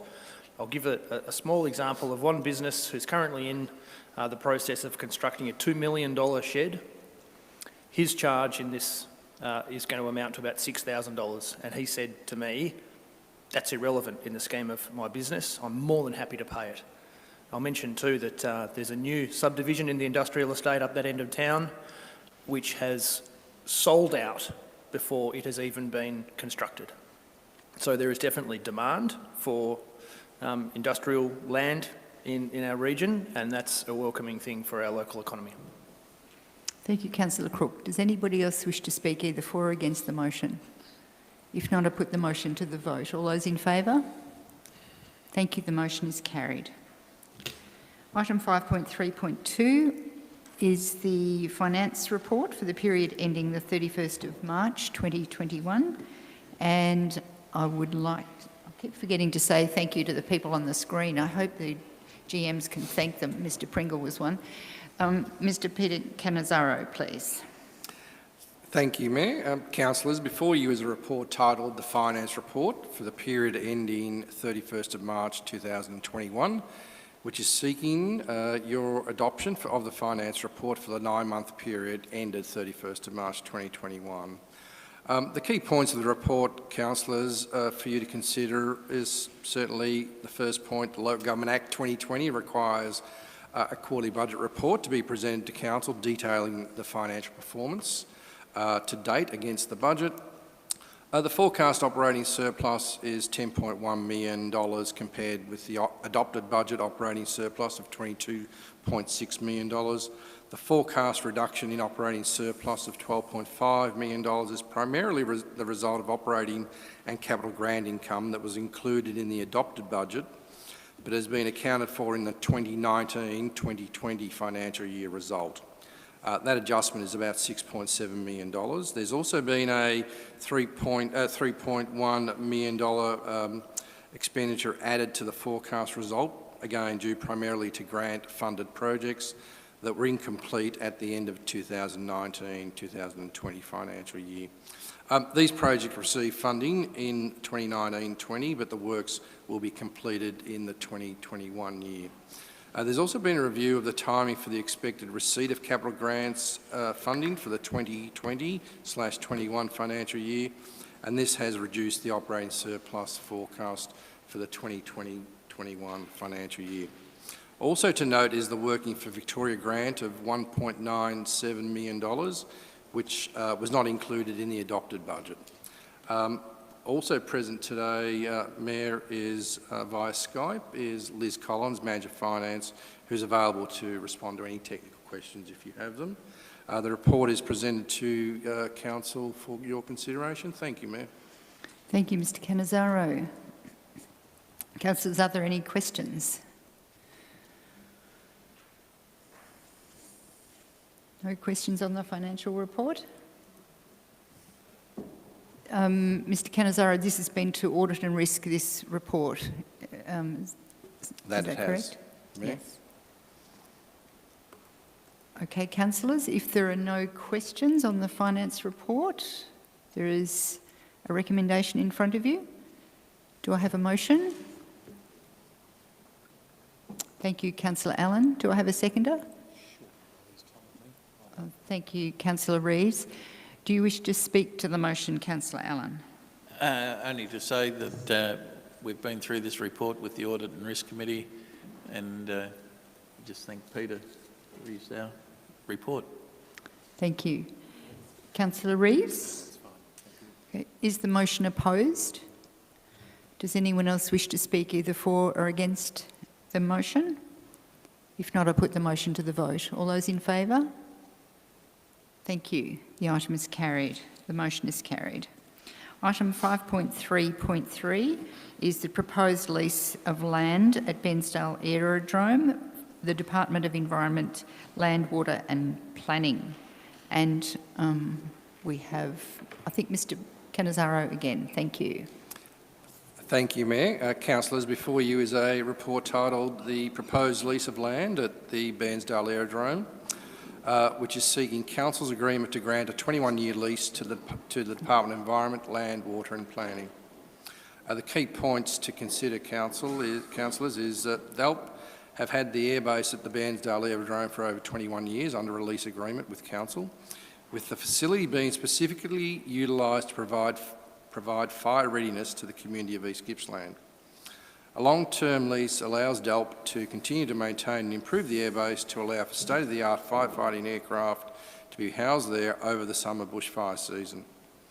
The airbase currently houses a state-of-the-art fire retardant mixing facility and provides a home base for 2 contracted specialist firebombing aircraft pilots and their air and ground crew over the fire season, who maintain a high state of readiness to protect assets in the community of East Gippsland.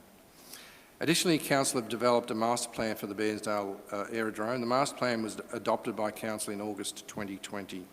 One of the key aspects of the master plan was the retention of the DELP airbase in recognition of the importance of air fire responses in our region. Also present today, Mayor, is Manager of Governance, Bojane DaCosta, who is available to respond to any questions of a technical nature that you may have. So the report is presented to you for your consideration. Thank you, Mayor. Thank you, Mr Cannizzaro. Councillors, any questions? Councillor White, thank you. Thank you. You mentioned this airbase is to protect East Gippsland, but is that specifically the case? Because I'm thinking of an area such as Locksport, which is Wellington Shire. They would obviously be allowed to use our area to protect that area, which is in another shire? Certainly correct, yes. Thank you. Any further questions, councillors? Councillor Reeves. Mr Cannizzaro, is there any financial consideration that DELP make to us as a result of this? Yes, there is, Councillor Reeves, and what we're looking to do is finalise this aspect of the 21-year lease agreement and then work with DELP regarding the financial consideration. At the moment, I think it's about $112 yes. from memory currently, but we're going to work with DELP to work on a more commercial-based arrangement. Thanks for that, Mr Cannizzaro. So it's a little bit more than a community use of this particular facility or Shire land. So I look forward to hearing what... And will that be part of the 223 consideration as well, the published final consideration, financial consideration? The 223 will be with regard to the 21-year lease agreement, and then we'll work on the commercial arrangement. Thank you. Any further questions, councillors? If not, there is a motion in front of you. Do I have a motion? Thank you, Councillor Allen. You'd like to move the recommendation. Councillor Crook, seconding the motion. Councillor Allen, would you like to speak to the motion? Thank you, Mayor Mendy. I think for the last 2 days in particular, we've heard about the importance of firefighting capability and the effects that bushfire has on communities, and I think that this is a very important part of the response to fires, and we need to make sure that we maintain it. Thank you, Councillor Allen. Councillor Crook, you'd like to speak to the motion? Yes, thank you. Just to reinforce what Councillor Allen is saying, air attack forms a critical component of our first response and our ongoing response to bushfires. And it's obviously something that we are going to increasingly need into the future. So I welcome being able to provide the infrastructure and facilitate that happening. Thank you. Is the motion opposed? Does anybody else wish to speak for or against the motion? Just in support of the motion, I'd just like to say when we were at the field days just a week or so ago, I learnt that there were 90 to 110 aircraft movements in a day, light fixed-wing aircrafts to large helicopters ranging from those out of that base. It's a very busy staging point when things get hot. Okay, if there are no further speakers, then I'll put that motion to the vote. All those in favour? Thank you, the motion is carried. Item 6 is for urgent and other business, and I believe we do have an item of urgent business. Mr. CEO? Correct, Mayor. Yes, we do. You have the paperwork there. We have one item from Councillor Buckley. So, Councillor Buckley, would you like to just state what your item is, please? Yes, Madam Mayor. I would like to bring to the attention of Council that I wish to raise an item as urgent business that is not listed on our Council meeting agenda. The item I wish to raise is the subject of feral horse management, and the background of that is that Parks Victoria are updating their action for feral horse management in the Alpine National Park. Feral horse management is a part... Sorry, Councillor Buckley. We just need to decide whether this can be admitted as an item of urgent business in the first instance. Could I just like to call a point of order, Madam Mayor? You may call a point of order, Councillor Crook. What is your point of order? This is a matter that's recently been raised and discussed both within the council chamber and in various other forums external to it. So I question the validity of this matter as urgent business, as I believe that we've actually already considered it. I note too that the draft feral horse management plan consultation period that opened back in March, we're now in May and that consultation period has closed. We've had ample time to consider this previously. In fact, we have considered this issue already. So I question whether it's a matter of urgent business. Thank you, Councillor Crook. So that is a point of order on which I need to respond. So just in response to say that I've consulted our governance rules and I've sought advice from Mr Costa and our CEO. The item in the governance rules, I believe, is item 6.4 under urgent business and what is regarded as urgent business. I believe that it's not completely clear in those guidelines. Item 6.41A says the item relates to or arises out of a matter which has arisen since the distribution of the agenda. So I don't believe this item... I believe this couldn't be considered an item of urgent business under that, but it goes on to say, and deferring the item until the next meeting will mean a decision on the item will not have any effect on the matter.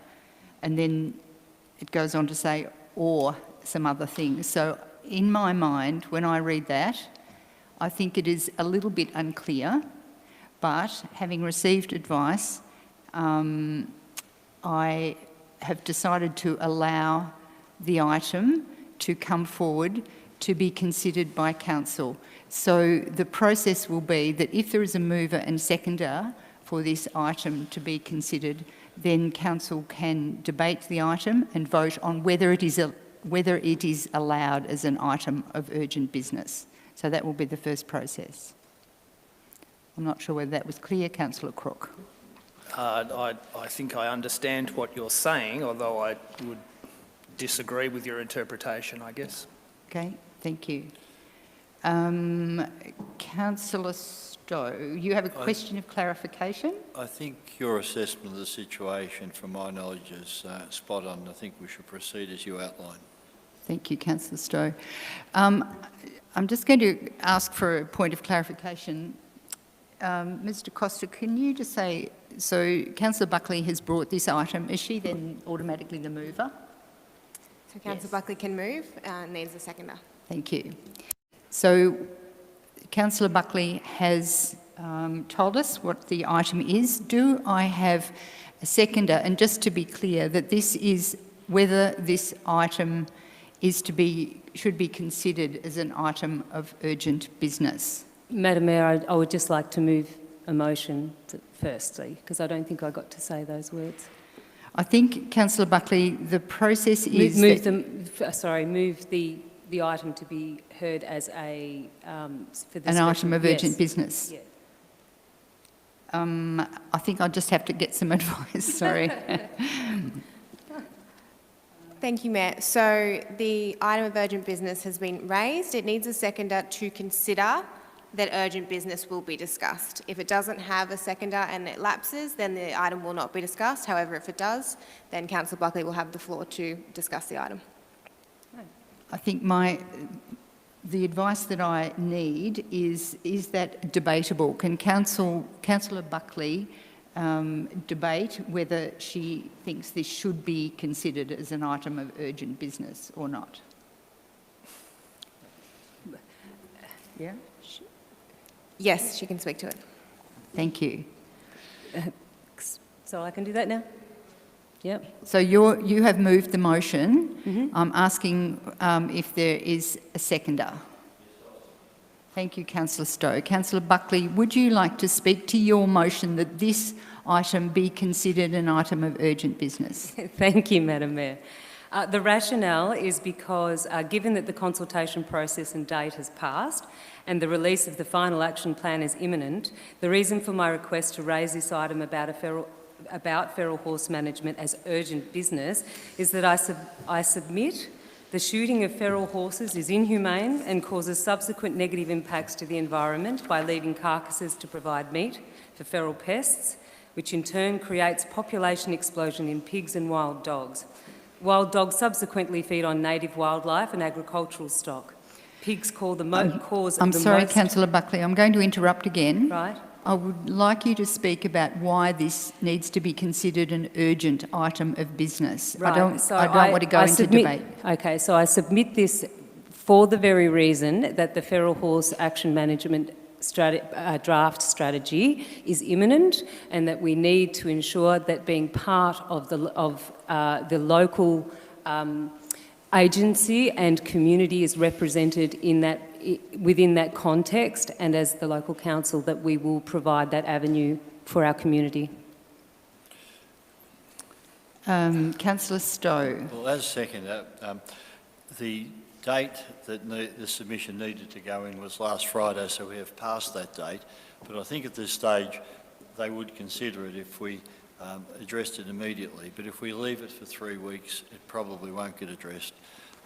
In addition, I think we've only discussed this in a briefing session which is somewhat informal, and I think it should come before the council to discuss in a formal stage.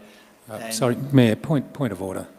Thank you, Councillor Rees. What is the point of order? So my understanding is we're not debating the matter, we're debating whether this should be admitted as urgent business. Correct. Yes, and Thank I'm you. not debating the matter either. I'm just saying that we should bring it. So point of order, Mayor. Can you make a resolution on that point, please? Yes, I uphold your point of order, Councillor Reeves. Thank you. Councillor Stowe, can you please confine your comments to whether or not this item should be considered as an item of urgent business? Well, thank you, Mayor. I thought I was doing that, but if I'm not, I'll stand corrected.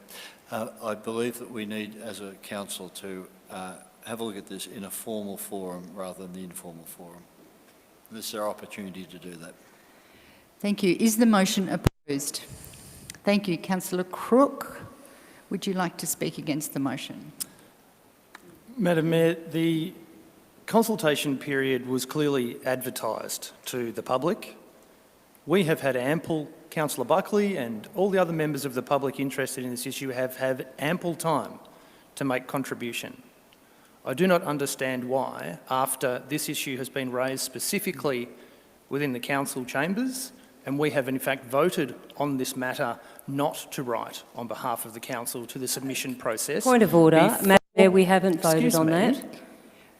Councillor Crook, just a sec. What is the point of order, Councillor Buckley? The information that Councillor Crook just stated is it's incorrect and untrue. There has been no voting process in regards to this matter. In an informal sense even, nor was consensus reached.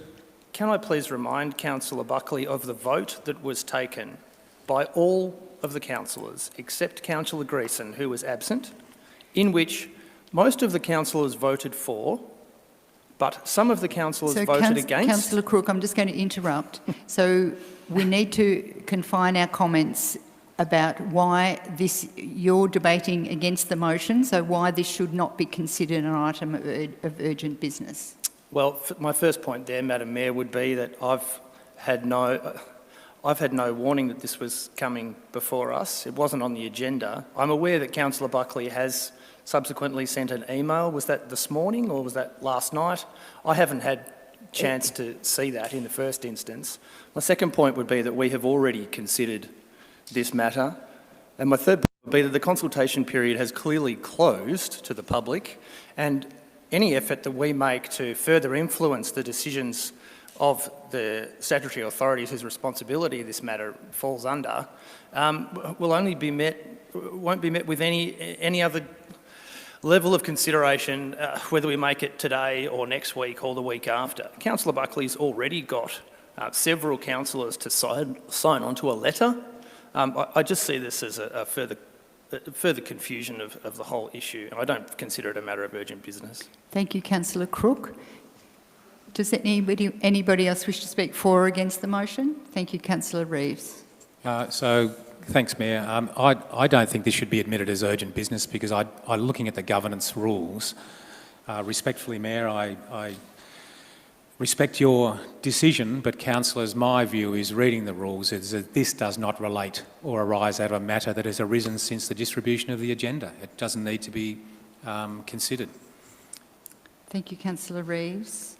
Does anybody else wish to speak for or against the motion? Councillor Greason.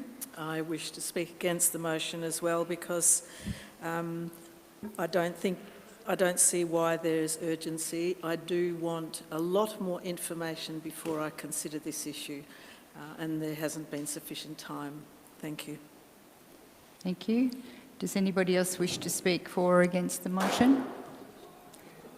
I just need... Are you okay? The chair just broke. You okay there, Councillor Stowe? Sorry, councillors. Does anybody else wish to speak for or against the motion? So I've just checked with our governance officer. There is no right of reply on an item of urgent business. So I'm now, if nobody else wishes to speak, I'm going to put that motion to the vote. So just... Oh my God, what's going on? What is he doing?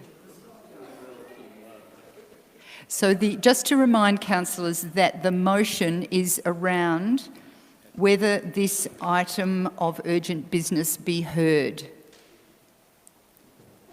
So all those in favour of the motion? 1, 2, 3, 4, 5. Against? 1, 2, 3, 4. The motion is carried.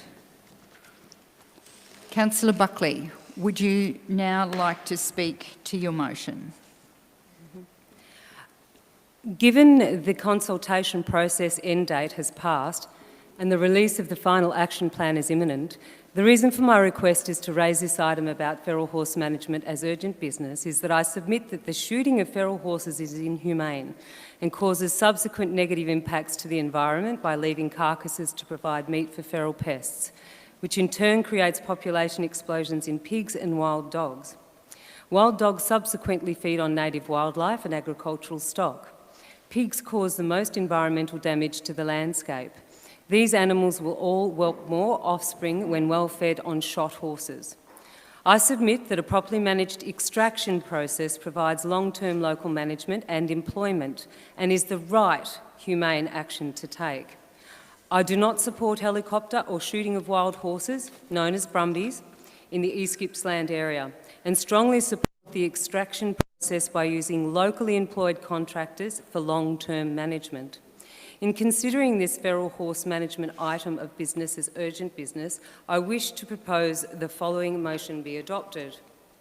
The motion is as follows. The Council writes to the Honourable Lily D'Ambrosio, Minister for Energy, Environment and Climate Change, to express, to express Council's objection to helicopter shooting and ground shooting of wild horses in East Gippsland and request a meeting to discuss the draft feral horse action plan and the long-term management and extraction of wild horses from national parks in East Gippsland, and 2, request that the draft Feral Horse Action Plan 2021 be put on hold until the matter is discussed and rectified. Thank you, Madam Mayor. Thank you, Councillor Buckley. Do we have a seconder for that motion, please? Councillor White, thank you. I was wondering who was going to do that. So I know we had that round the wrong way a little bit. I'm lucky we've got a former Councillor Rowe in the gallery there who just pointed that out. I should have asked you for the motion first and then to give you a rationale, but I am going to take it that you've now spoken to your motion because you've provided the rationale. So, thank you, Jane. so Councillor... Yes, so Councillor White, would you like to speak to the motion, please? Thank you, Mayor. I've spoken of this before. I am just particularly concerned about the system that appears to be going to be put in place is inhumane, and I think it will put our government and our department and even ourselves in a really bad light when we see perhaps somebody does a documentary or a footage on the such shooting and maiming of horses or anything else. It could be deer from helicopters where I don't believe they will get a clean kill every time. And I just look at it because I have a lot of my own animals. They are domestic, but I would consider that to be absolutely inhumane, and that's my main concern in the rationale that's being used at the moment to handle the problem of the wild horses. Thank you. Thank you, Councillor White. Is the motion opposed? Thank you, Councillor Crook. Yeah. Would you like to speak against the motion, Councillor Crook? Yes, I would. And I would submit to my fellow councillors and anybody else listening that the real concern around animal cruelty here is that of our native species, whose habitat has been systematically destroyed by feral horses now for way too long. And that the measures Councillor Buckley is proposing have been tried and tried again and have been found lacking. And that Parks Victoria and the other management agencies involved in this serious matter have done all that they can to manage these horses. This is a last-ditch resort to try and protect the habitat of many, many native species, which is being destroyed and leading to an inhumane outcome for all of those animals. These feral horses wreck waterways and destroy the habitat for a huge array of native species. Unfortunately, and I will say, I used to breed horses and I love horses. They're a fantastic, majestic animal. But the place for their preservation is not in our national parks, which have been set aside for the preservation of our native species. And this is the unfortunate result of years and years of neglect by both government and other people involved in this issue who have failed to make the hard decisions required to manage these animals back to an acceptable level of damage to our natural environment. And we are now left with no other options but to shoot the animals where they lie. We've tried trucking them out, and in fact I would explore briefly the other options available to us. Rehoming. If councillors had taken the time to read the draft management plan, which I highly doubt very many have, they realise that the other options available to us include rehoming, as has been pointed out, but that the largest amount of single rehoming ever undertaken only accounted for around 60 horses. and over the time has only maybe accounted for several hundred horses. The most successful population control measure put in place to date has been the trapping and removal of horses. The vast majority of those horses that have been trapped are put onto trucks and transported great distances, and do you know what their fate is? That's right, they get shot. Not only do they get shot, but they also have to endure the trauma of being yarded and confined and transported. So now we are left with no other options. There are thousands and thousands, if not tens of thousands, of feral horses in the high country. They are destroying the natural environment and the values of which we established the natural parks to protect. And unfortunately, we have very few other options available to us. In fact, just last night, about whether horses can be humanely shot from a helicopter or not, I would question whether Councillor Buckley or Councillor White have any direct experience in shooting anything from helicopters. But I spoke to a man last night who's made a profession out of doing Point of order, Madam Mayor. Point of order, Madam Mayor. Councillor Crook, can I just ask you to pause for a second? What is your point of order, Councillor Buckley? Councillor Crook is making aspersions that he has about my personal experience that he has absolutely no knowledge of, and I also ask the CEO, how long does each reply have? That'd be 3 minutes, actually. You're 3 minutes? I'm quite happy to wind it up, and if Councillor Buckley would like to substantiate her experience shooting horses from Councillor helicopters... Crook, can you just pause for a second, please? Sorry. I'm going to ask for some advice from Councillor De Costa about... De Costa. Councillor De Costa, sorry. About the governance rule, which relates to a challenge to something that's been said in terms of its truth. Is there something in our governance rules which allows that as a point of order? As the chair of the meeting, if that's been alluded to, yourself can ask that the discussion be maintained around what we're discussing, not personal aspects of councillors. Okay. I'm happy to withdraw those comments. Thank you, Councillor Crook. And would you also finish off your Sure. Your so, as I was saying, I was last night speaking to one of our nation's absolute experts, somebody with more experience in helicopter shooting of feral animals than almost anybody else. And I asked him the simple question, can you shoot a horse from a helicopter ethically? And he said to me straight away, yes, you can. Thank you, Councillor Crook. I have Councillor Reeves has said that he would like to speak against the motion also. Would you like to speak? Oh, sorry. Anybody wants to speak for the motion? Sorry. Councillor Stowe, thank you. I'll be somewhat faster than Councillor Cook. I was also present and spoke to that person last night, and exactly as Councillor Cook said, yes, they can be shot effectively from the helicopter. That's not my issue, though. My issue is having hundreds and probably thousands of dead carcasses laying around the bush being predated upon by other animals, particularly dogs, and the devastation that will cause. With regards to other methods, there are other methods successfully, Councillor Cook, and I've seen them in the Snowy Mountains where they build yards, they lure them in with salt licks, and they take them away, as you quite rightly say, rehome them to the knackery where they get between $100 and $200 each. So there are other ways of doing it, and I think it's a better way than leaving the carcasses to be predated upon. Thank you. Thank you, Councillor Stowe. Speaking against the motion? Councillor Reeves, thank you. Thanks, Mayor.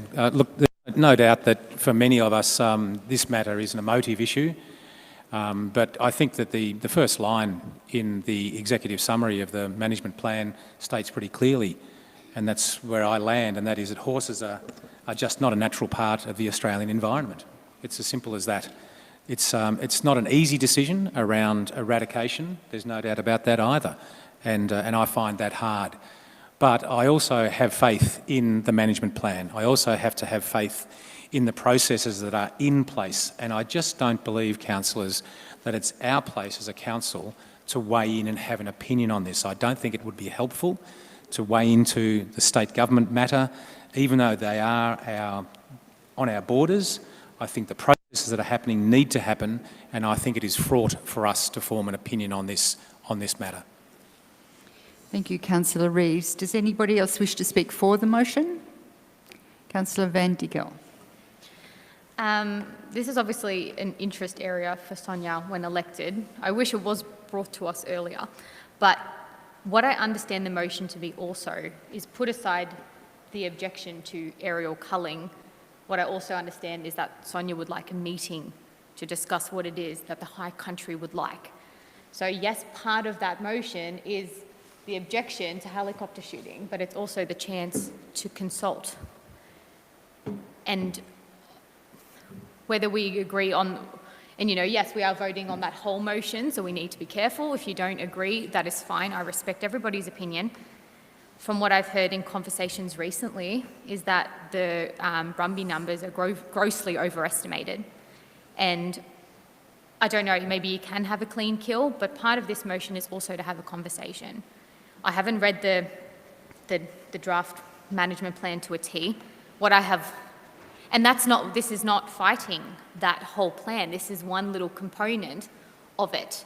And I think it is my opinion that motion, for us to have a chance in the High Country to be able to consult about it. And I also don't agree with the trapping method and, in all fairness, putting them onto a truck and taking to an knackery. I don't agree with that either. That is prolonged trauma and suffering.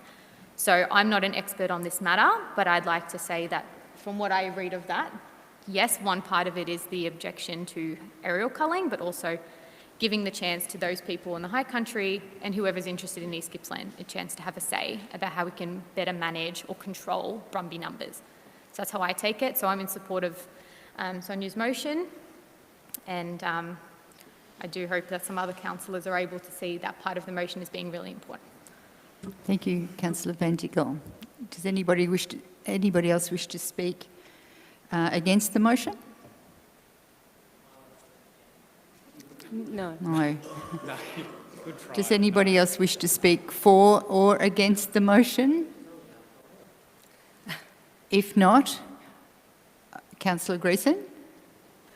I don't really want to speak for or against the motion, but I will. I can't support the motion. Killing animals is always an issue for me in the context of how it's done and the reasons for it. I certainly believe what Councillor Crook has said, and I love that. Is that rain? Sound of rain. Wow. I do believe there's plenty of evidence about the need to remove these animals from the High Country, from sensitive High Country, to protect that country.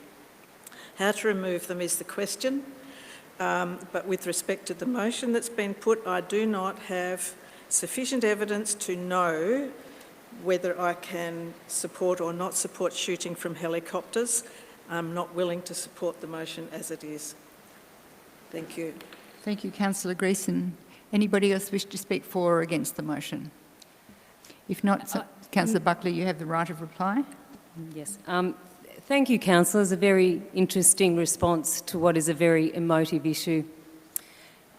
Being a fifth-generation mountain woman, I think I can speak with some sort of authority in regards to how it would seem to many of us, Councillor Crook, that we have been somewhat ignored in this conversation. Government policy coming from city-centric places, potentially well-meaning, but unfortunately not hitting the mark. There is a great deal that can be done with stakeholder management, with a local agency that hasn't been properly adhered to. It has been ignored, and that has contributed to mismanagement. We can pontificate all we like about what is right and what is wrong, but what we want to see in our communities is community agency, stakeholder management, stakeholder rangers who implement long-term management, and the power of the people is the missing element in this. So I will support my local community. I will ensure that I will do the best that I can, that we manage our natural environment with the best management practices. To make the argument that to shoot any animal and leave it where it drops to feed other predatory wild dogs that decimate wildlife is flawed. So I'm really pleased that some of the councillors who sit around this table can understand that. And I hope that all councillors will vote with their conscience, because these are sentient animals. They are descendants that carried our soldiers through wars. We deserve to treat them better. Not all of them are sent to the knackeries. Many of them, and if they're humanely roped and brought in humane ways, becoming fine animals. I had one from a child. I've been in Brumbies. They're an incredible, sure-footed animal that deserve respect. Councillor Buckley, I ask you to finish off your comments now, please. So, I look forward to being supported in my motion. Thank you. Thank you, Councillor Buckley. I'll now put that motion to the vote. All those in favour? Oops. 5. Against? Thank you. The motion is carried.